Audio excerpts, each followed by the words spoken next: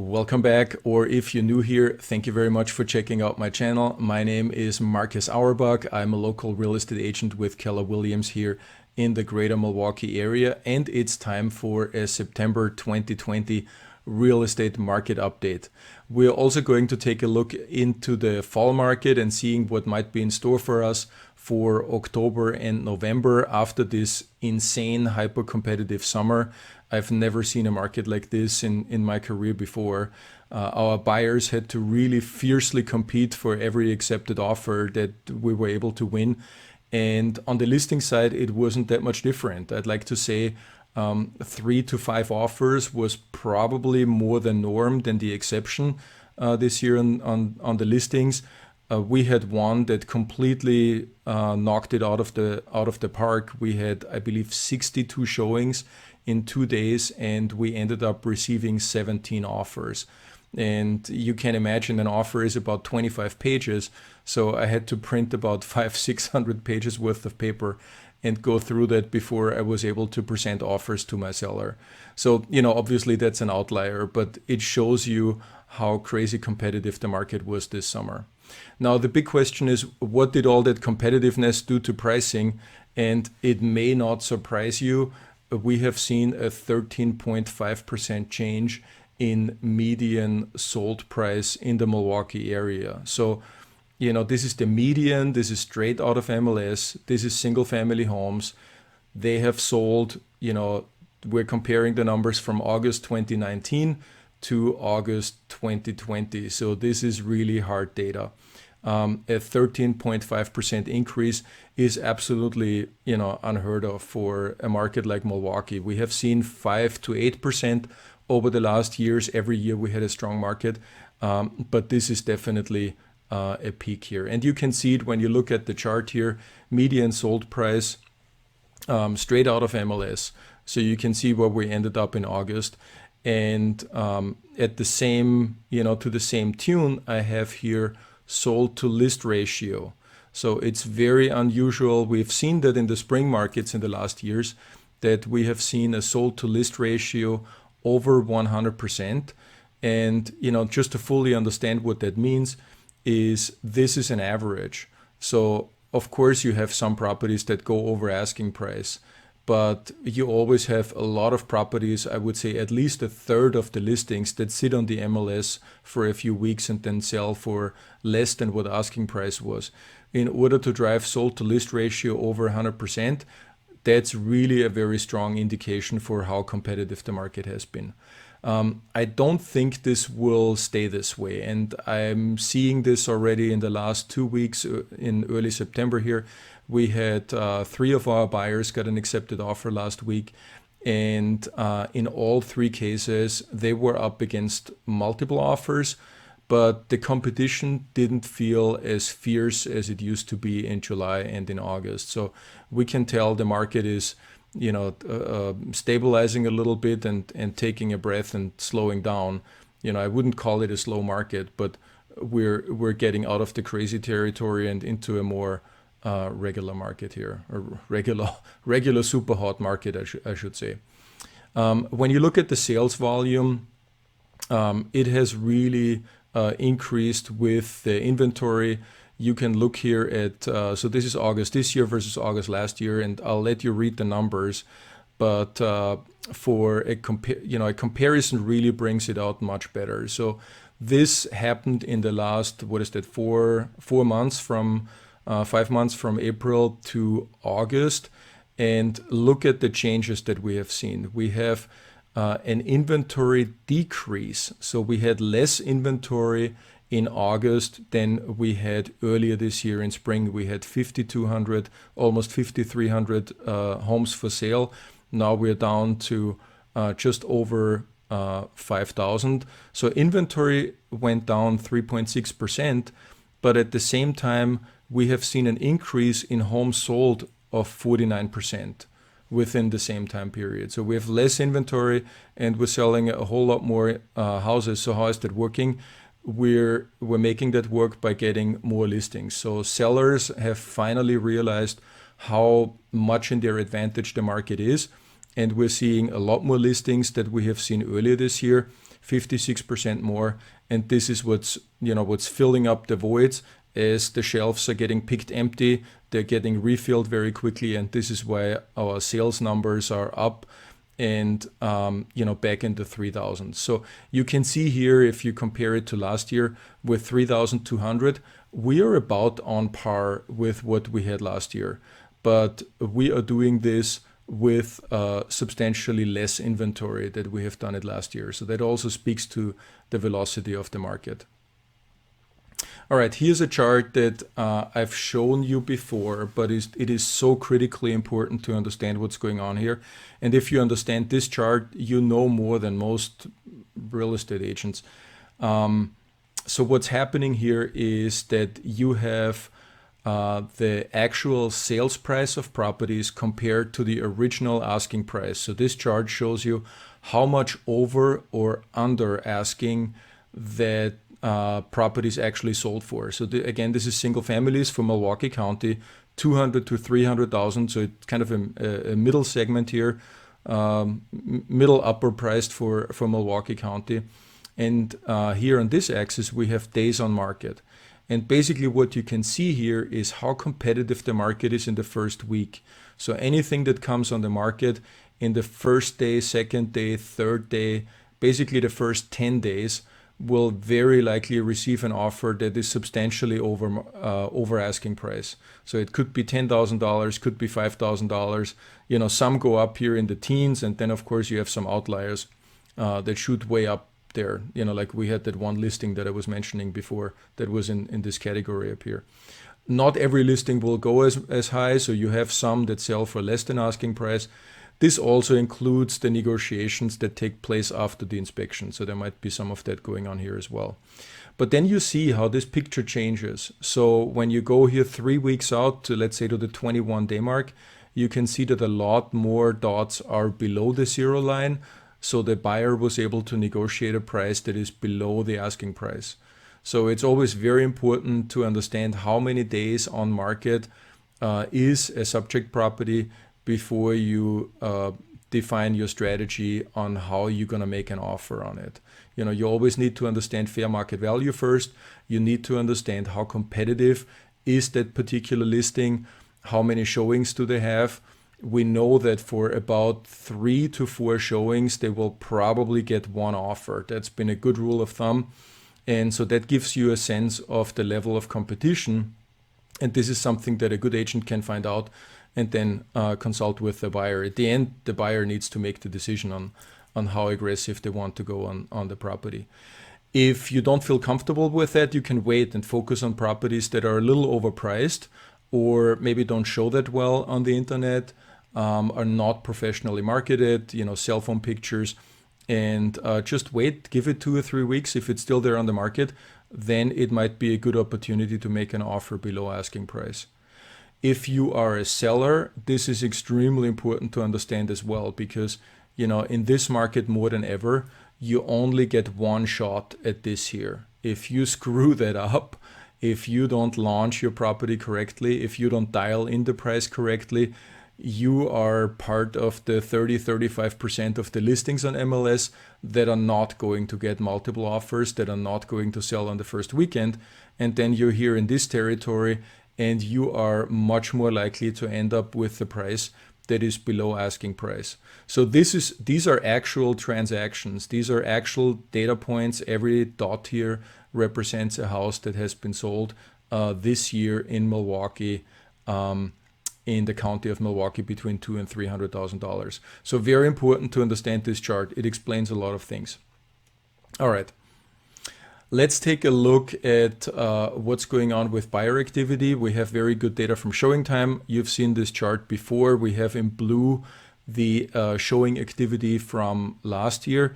And you can see it's typical, after July, August, it's still a very active market, but it starts slowing down.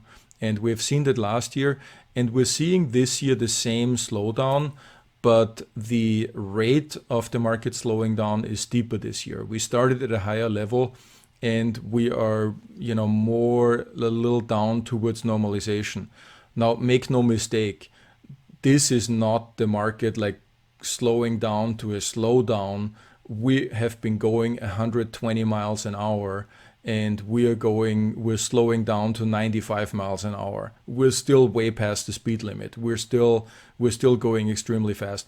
But you can see that the market is losing a little bit its hyper competitiveness. All right, so when you look at the real estate market and when you look what happened this summer, how competitive it was, and what has happened to pricing, how strong the market was, the big question becomes what is going to happen next. And these are questions that I am getting on a daily basis. Why are home prices going up? Aren't we in a recession?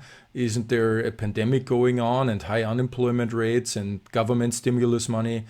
And why do we see home prices going up? Where is all that demand coming from? Where is Milwaukee going as a real estate market? And what about forbearance and foreclosures? Isn't that a problem? So, of course, it's very difficult / impossible to predict the future, but we can look at the big picture here and what's currently going on, and we can try to get an educated idea on what might be happening. And so I'd like to start with addressing the housing affordability. This is data from the NAR, and what they're doing is they're calculating US housing affordability based on income, on interest rates, and on real estate prices. So these three factors play a role. If income goes up, housing affordability becomes better. If interest rates go down, housing affordability gets better. If real estate prices go up, housing affordability goes down. So they're calculating a score here, and the score is it used to be historically in the low 100s. So the higher the score, the better the affordability. And here's some interesting piece of history. You can look here, in 2003, affordability was good, and then affordability started going down. And it reached its absolute low in 2006, which, as you will remember, also was when we basically started drifting over in that real estate mortgage subprime lending crisis. We had built way too many houses. So if you look at the next years, affordability just skyrocketed. We went from a 108 score to a 197 here in 2012. And if you remember, 2012 was the year where we saw the full impact of the real estate crash back then. And we saw all the banks, all the foreclosures that they did on all these bad loans they had made, all these empty houses that were sitting vacant, everything hit the market. And so housing affordability shot up to an almost 200 score. And then it started coming down.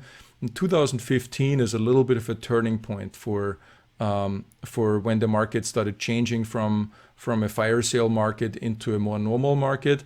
And it started taking on steam from there. So let's take a look what happened in the next years. Today we're on a 164. So this is, the affordability that we have today because of the low interest rates and because of increases in income. We have a better affordability, much better affordability than we had at any point before 2008. So that's one interesting factor to keep in mind. So if we break this down into the US regions, again, this is from the NAR, this is the mortgage payment as a percent of income. And the Midwest is leading here.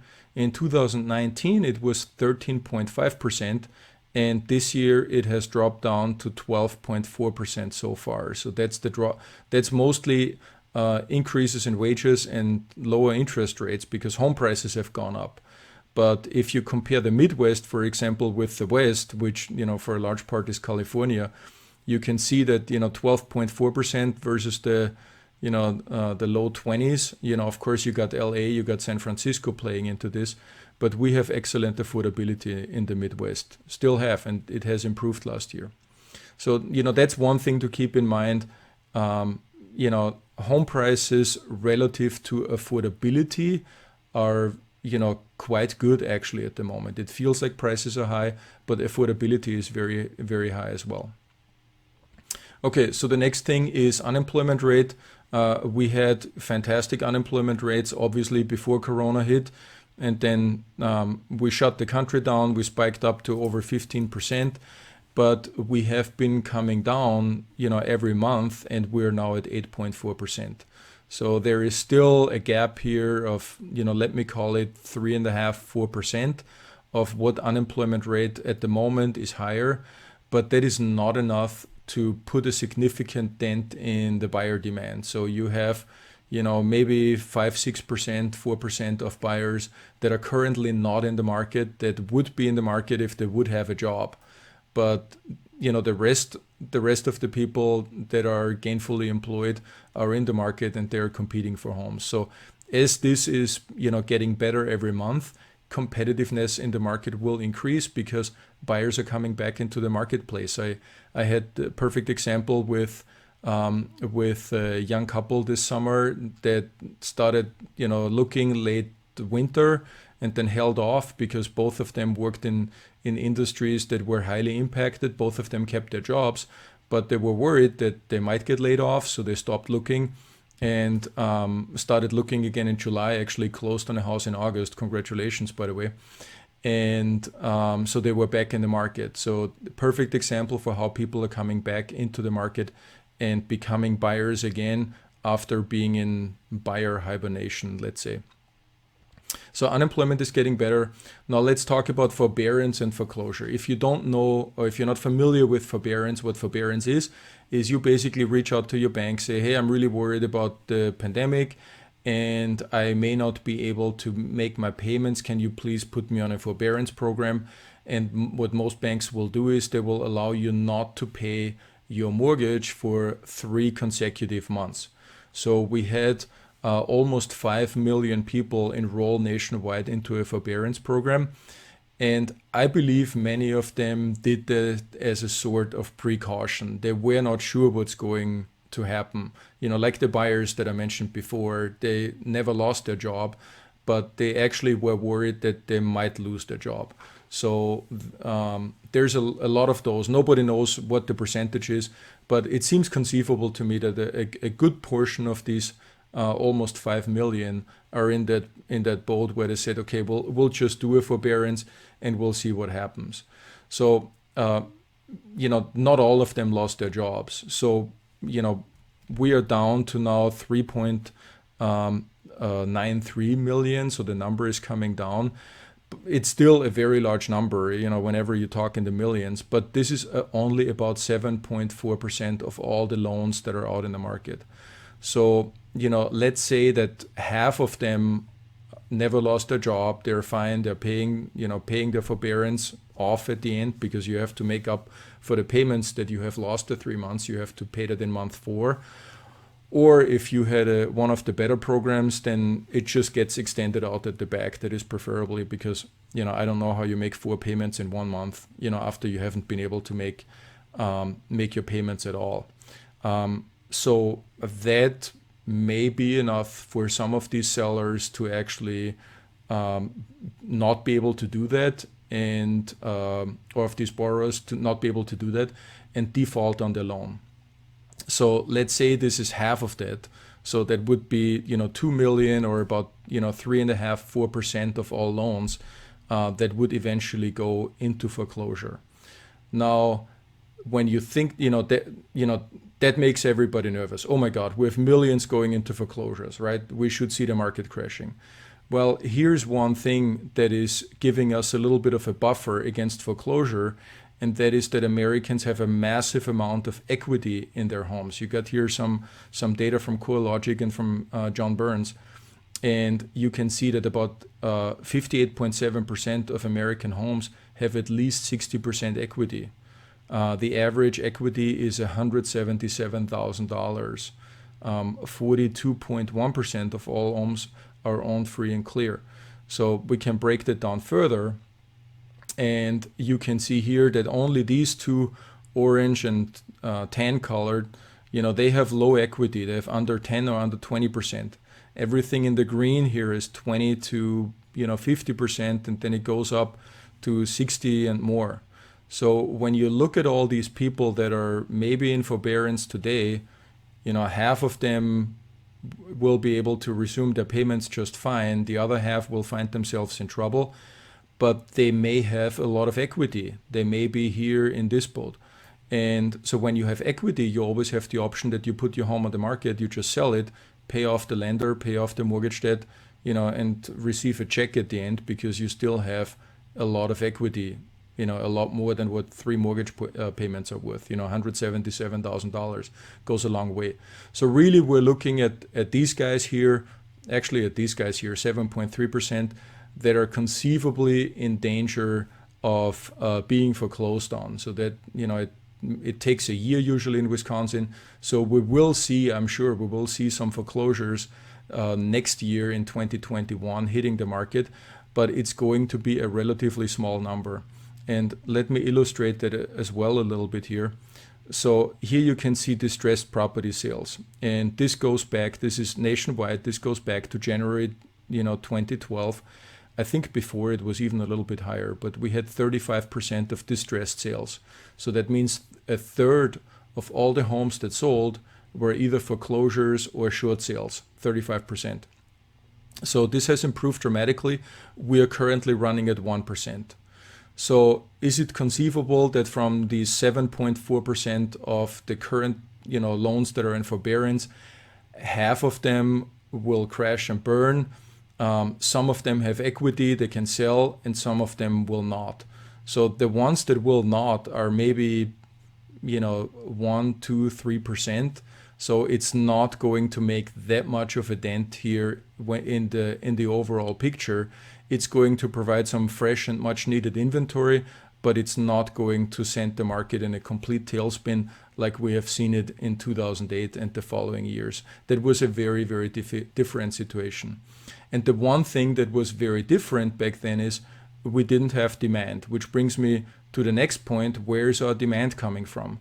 We do have people moving into the Milwaukee area, maybe not so much into Milwaukee County, but a lot of them are, buying or building in the surrounding counties in the greater metro area, from, Brookfield, Menominee Falls, or on the south side, Racine County, or up here where I live in Mequon. But migration is not the big driver. What the big driver for on the buying side is the millennials. So don't think of millennials as young 20-someths. Meanwhile they've grown up. The oldest millennials are 38 years old, and millennials have entered in the past 2 years the housing market. And this is just the beginning, because it's just the oldest millennials that start buying now. The younger millennials are still renting, are still staying at home. But every year that passes on, more and more millennials are becoming buyers. I've spoken about this before, but this here is really what's driving the demand. 40% of our current home buyers are millennials. 40% of all home purchases are first-time home buyers, millennials. And this share is going to grow. They're coming from this segment. The Gen Zs are right behind them. They still have a while left. And then on the supply side, the problem is here that the silent generation and the boomers, they're not selling, they're staying in place. And this is fundamentally the reason why we do not have enough inventory in Milwaukee. There is basically no new construction within Milwaukee County, and in the surrounding counties, if there is new construction, it's $500,000 and over. So it doesn't really provide us relief for that much needed $200,000, $250,000, $300,000 first-time home buyer inventory that these guys here need. They're only going to be more. And however the pandemic is panning out, if we get a vaccine or not, whatever is the result of the presidential election, all of that will have an impact on the housing market, but none of it will be as fundamental as having the millennials looking for housing. They don't want to live with their parents anymore, and they don't want to rent anymore. Rent has gotten too expensive for them. So that's not going to change. And that makes me feel very confident that we're going to continue to see very high demand that is kind of shielding us from too much of a downturn. So what are mortgage rates going to do? The forecast that we have, rates have come down. We're below 3%. A lot of our clients are refinancing or purchasing at 2.75, 2.8 right now. And this is data from Freddie Mac, so they're usually a little bit higher, but they're forecasting that rates will stay around 3%. So rates are expected to be very supportive of the market next year. And then here we have a projection about future home prices from all the credible sources that you could possibly think on, from Fannie Mae to the National Association of Realtors, the builders, Zillow, Zillman, Reuters Poll, here's Freddie Mac, here's CoreLogic, and House is the only one who is forecasting negative home price development. And I think this is national data, and I think you have to take it with a grain of salt, because this is also impacted by what's going to happen in New York and San Francisco, in LA, where, think of New York, a lot of people are moving out of the city. They want to move into the suburbs. So to me, it makes a lot of sense that we're going to see pressure on, $2 million average price condos in New York, or 1.5 million, I should say, average price condos, because people are moving out of the city. So there's going to be eventually more supply than there is demand. So yeah, that will factor into the overall picture, but we don't have that in the Midwest. We certainly don't have that in Milwaukee. So overall, we'll see some ups and downs, but overall, I'm fairly confident that we're going to see home prices develop strong in the next years. All right, so let's talk a little bit about what's going to be in store for fall. I tried to word this because the market is not really slowing down. That would be the wrong term. We are coming off that hyper competitiveness that we have seen in July and August, and we're going down into normal super competitiveness. So that's very different than a market that is slowing down.